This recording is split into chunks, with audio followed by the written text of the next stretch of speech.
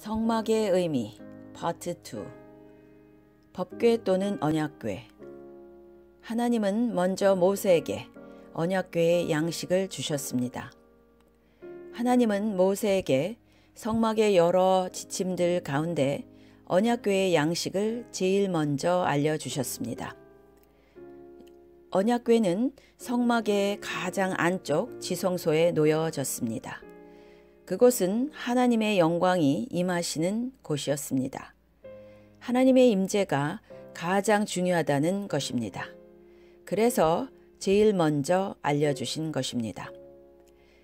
작아도 하나님의 임재와 영광이 임하는 사람은 큰 사람입니다. 커도 하나님의 임재와 영광이 없는 사람은 아무것도 아닙니다. 하나님의 임재와 하나님의 영광을 우리는 가장 중요시 여겨야 하는 것입니다. 우리 삶의 모든 중심에는 하나님이 좌정해 계셔야 하는 것입니다.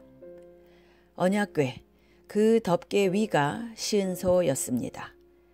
대속죄일에 피가 시은소에 뿌려집니다. 그 위에는 두 스랍 천사가 지키고 있죠. 스랍은 에덴 동산에서 화영검으로 생명나무를 지키던 이들이었습니다. 그 칼은 먼저 예수님께 대어졌습니다. 예수님이 십자가에서 죽으실 때요. 대속죄일에 짐승의 피가 뿌려졌듯이 예수님의 피가 스랍 천사들 가운데 뿌려지고 예수님은 생명나무의 생명으로 나아가신 것입니다. 그러나 그 스랍 천사의 칼은 우리에게도 되어집니다. 우리 역시 그리스도와 함께 십자가에 죽어야 되기 때문입니다.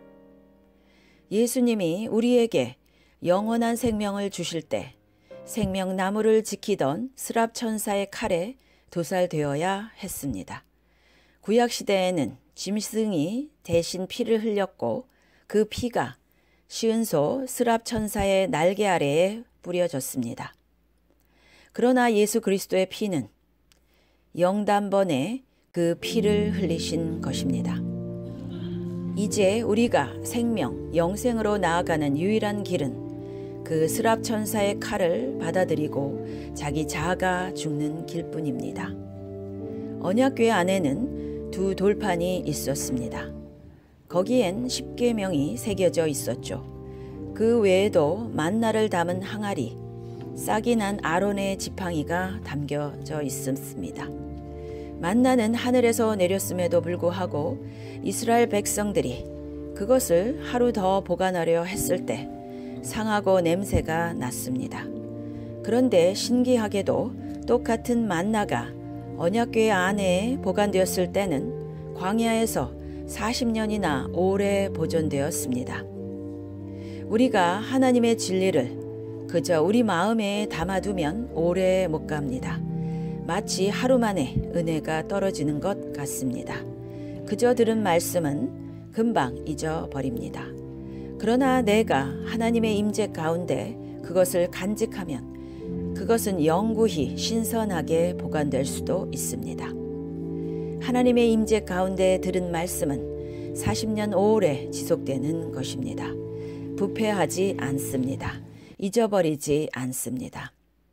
사역자가 하나님의 임재 앞에서 살면서 말씀을 선포하면 그 말씀의 신선함은 오래 지속될 것입니다. 쉽게 부패하지 않습니다.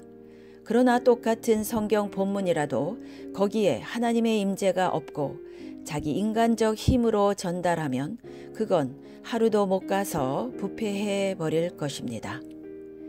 광야에서 한때 모세와 아론의 권위에 대한 반발이 있었습니다. 그때 하나님은 각 지파의 족장에게 죽은 나무가지를 가져오게 했습니다. 그 나무가지가 밤새 하나님의 임재 앞에 놓여 있었습니다. 다음 날 오직 아론의 지팡이에만 싹이 났고 열매까지 맺었습니다. 이 싹난 지팡이가 언약궤 속에 보관되었는데 하나님이 오직 모세와 아론에게만 권위를 수여하셨다는 증거가 되었습니다. 이 지팡이가 40년간 계속 보관되었는데 하나님이 세우시는 영적 지도자에겐 하나님이 증거해 주시고 그 권위를 인정해 주신다는 표입니다. 사무엘의 시대에 벳세메스 사람들이 언약궤를 열고 속을 들여다보았다가 죽임을 당했습니다. 이렇게 생각해 볼 수도 있습니다. 하나님의 속성에 대해 예를 들면 삼위일체라든지 하나님이 계시해 주시는 범위 안에서만 우리가 알면 됩니다. 허락 없이 너무 하나님께 가까이 다가가고 성경에 계시된 범위를 넘어서까지 우리가 하나님을 알려 하다가는 불경죄로 죽임을 당할 수도 있다는 것입니다.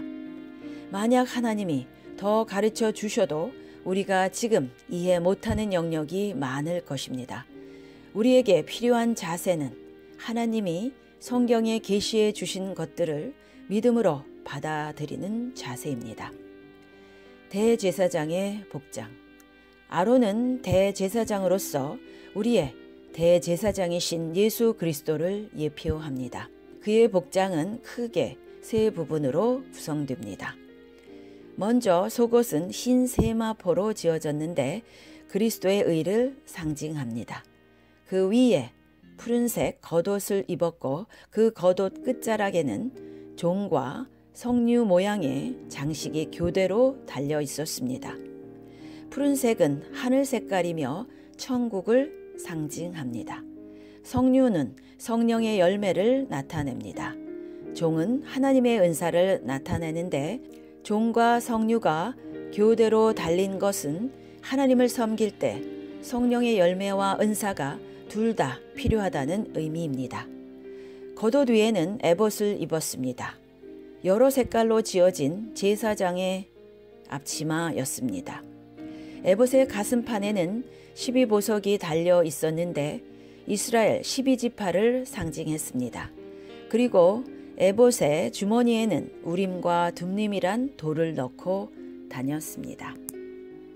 이것은 다 자기 백성을 위하시는 대제사장이신 예수 그리스도를 상징합니다.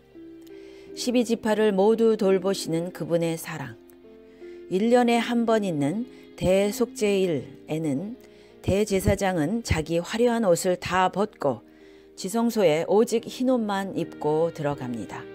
그가 지성소에서 나올 때 백성들 앞에 나아가기 전에 그는 자기 대제사장 복장을 다시 입었습니다.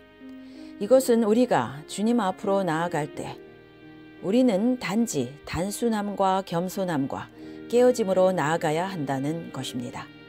그러나 우리가 백성들 앞에 나올 때는 우리는 얼굴에 기름을 바르고 우리의 희생과 기도와 금식을 숨기며 나와야 함을 보여줍니다. 크리스천 삶의 3단계. 광야 성막 또는 성전은 크게 세 부분으로 나누어집니다. 마당, 성소, 지성소인데요. 이것은 우리 각자의 영적 수준을 나타내기도 합니다. 신앙 성장 수준을 크게 나누어 보면 마당, 하나님께 죄 용서받는 단계. 이 사람은 성막 마당까지만 나아가는 사람입니다. 성소, 제사장처럼 하나님을 섬기고 봉사하는 단계. 봉사를 하지만 하나님과 깊은 교제가 없을 수도 있습니다. 지성소, 하나님과 친밀한 교제까지 나아가는 사람. 그에게 임하신 성령의 역사와 관련해서 보면 마당은 육신적인 크리스찬, carnal Christian, 성령으로 거듭나기는 했으나 아직 육신에 이끌려 살아갑니다. 성소, 혼적인 크리스찬, soulish Christian, 성령으로 거듭났으나 자기 지, 정, 의, 판단에 의해 혼적으로 신앙생활하는 사람.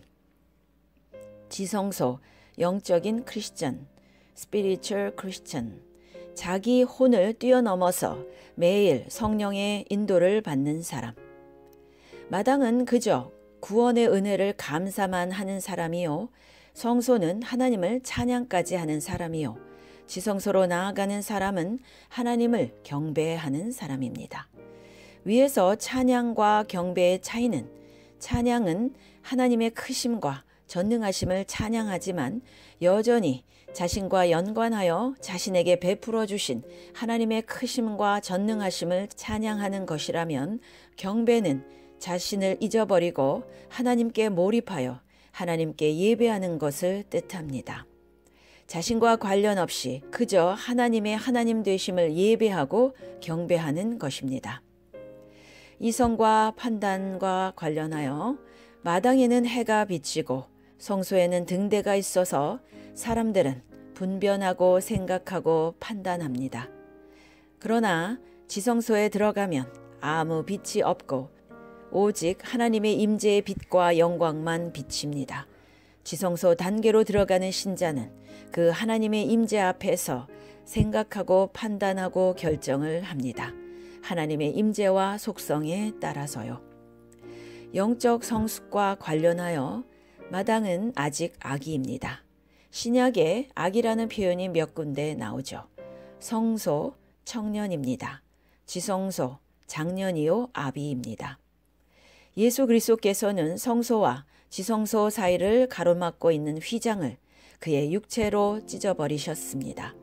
그래서 신약 성도인 우리는 하나님의 임재 앞으로 지성소로 담대히 나아갈 수 있게 되었습니다. 예수님의 십자가로 휘장을 찢어버리셨다는 것은 신약 성도인 우리가 지성소 하나님의 임재 앞으로 나아가라는 뜻입니다. 길을 열어 놓으셨다는 의미입니다.